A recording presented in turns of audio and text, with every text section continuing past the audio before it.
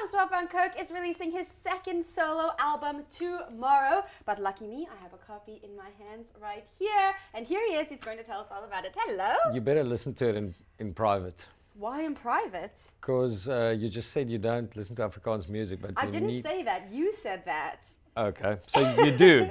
I do, but I don't understand it. Okay, that's cool. That's fine. Yeah. I don't understand Icelandic music. But you listen to it. Yeah. Okay. Now, you were just trying to teach me how to say the title of the album, which in English means "This is the Life." I'm going to try and say it in Afrikaans. Please, people, don't judge me.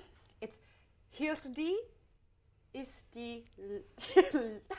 How do I say the last word? Lewe. Lewe. Lewe. I'm going to get really good at that. I'm going to That was almost okay. I'll send you a voice note later after I've practiced. Cool. Time after time again. Now I have to ask you before we start talking about this album, why don't you eat bananas? When I was in primary school, I had a teacher, and you used to, when you're naughty in class, you used to pull these little hairs on the side of your head. You know, it was the days of corporal punishment and stuff like that. So you used to pull these hairs. So if I was talking to the class, he would pull the hair. Hairs. But one day he was eating banana and it was stuck to his fingers, and he put it in pulled these hairs here, and it made like these little banana dreads in my hair, and I thought that's kind of disgusting. And then the grossest kid in school burped a massive banana burp in my face, like in that same period. So I was like, I'm not eating this crap anymore. Is that true? Yeah, both Both stories are true. Yeah. Well, now I can understand why you don't eat bananas. And I hate the texture. And the smell, probably. Exactly. In a smoothie, it's okay, but that's the only way. All right. Okay, now I feel like I need to make a mental note to never have a banana around you, because it's going to bring back those horrible memories. I also hate the peel lying somewhere, you know. Why? Did you slip on a banana? No, it grosses me out. All right, your second studio album is coming out tomorrow. Now, we've chatted briefly about the making of this album. The last time I saw you, you were getting a tattoo. Yeah. We chatted very briefly about it. What are you most excited for people to take away from the album when it comes out? So I think it's quite a personal and honest album, kind of reflecting who I am right now, I guess. It's like everything I've done in the past, it's very honest, and I hope people take away a good listening experience, I guess. I think in style it's kind of similar to what I've done before, but also very different. Yeah, you know, like it's kind of a rock album with elements of other things as well. I just hope it's a great listening experience. I think it will be. I just hope people experience it that way too.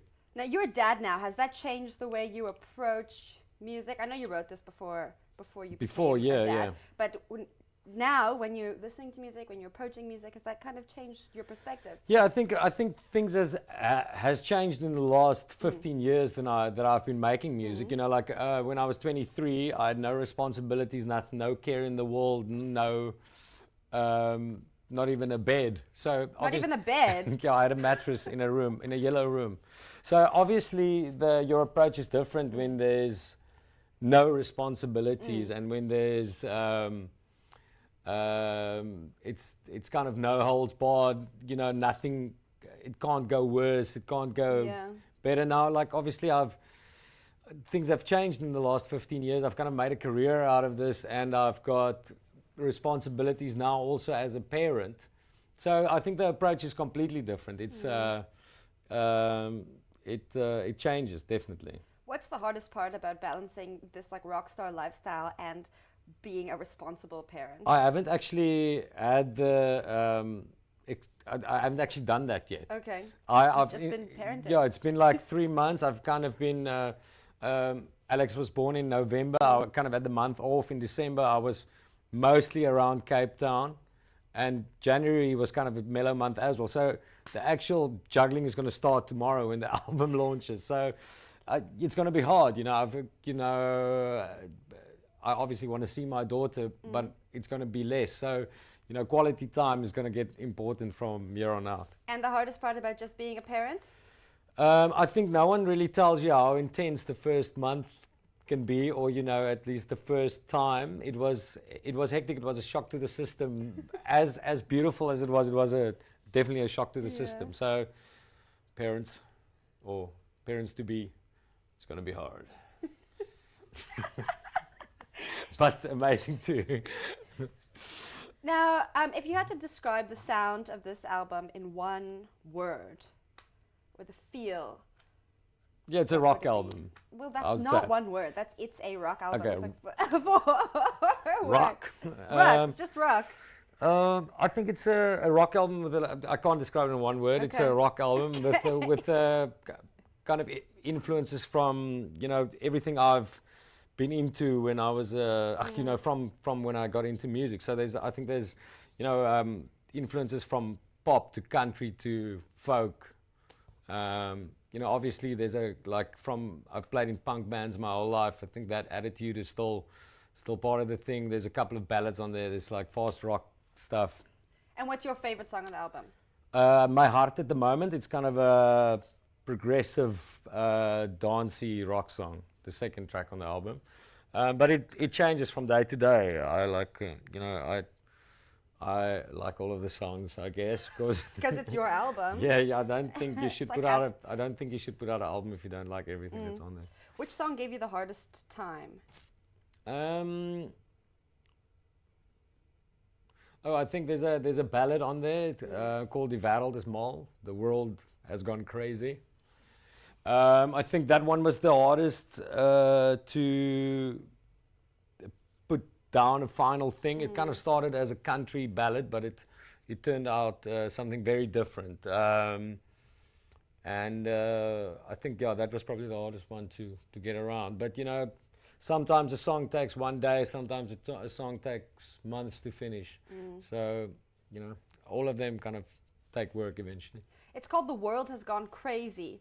What inspired the ballad? Don't you think the world has gone crazy? I do. I do. But it can be interpreted in many ways. Yeah, I think it's just about what's happening around us at the moment, at this moment in time. Everything is pretty crazy globally. Yeah. And it's kind of a love song too. So it's I'm kind of singing about my wife too, that she's the exception to the rule, that she's not as crazy as the rest. Well, that's good. Yeah. All right, so the album comes out tomorrow. How can we get it? I'm playing launch shows all over the country from tomorrow. I'm starting in Potchefstroom. Can you say that? Potchefstroom. Yeah. Maar kan je say Potchefstroom? Okay. Potchefstroom. Yeah. We're starting there. That's tomorrow's the launch date, and that's our first show. And then on Friday we'll be back in Cape Town, launching the album at a new venue called District. Tickets are available at Web Tickets. People should really come. Cape Town locals, it's going to be sweet. And then we are at the Cape Town 10s the day after that, Pretoria the day after that. So we're kind of upping and downing at Park Acoustics in Pretoria, which is an amazing event. And then after that, the rest of the month, all over the country, back in Joburg, Pretoria, Bloemfontein, Reitz.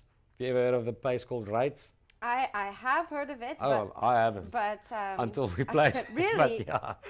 I don't know anything about it, but I've heard people speak about it. We're playing there. Okay. And then we're kind of going to be all over the country in the next 2 months. If people want to check it out, it's on all the dates are on my website, francoisvancoke.co.za.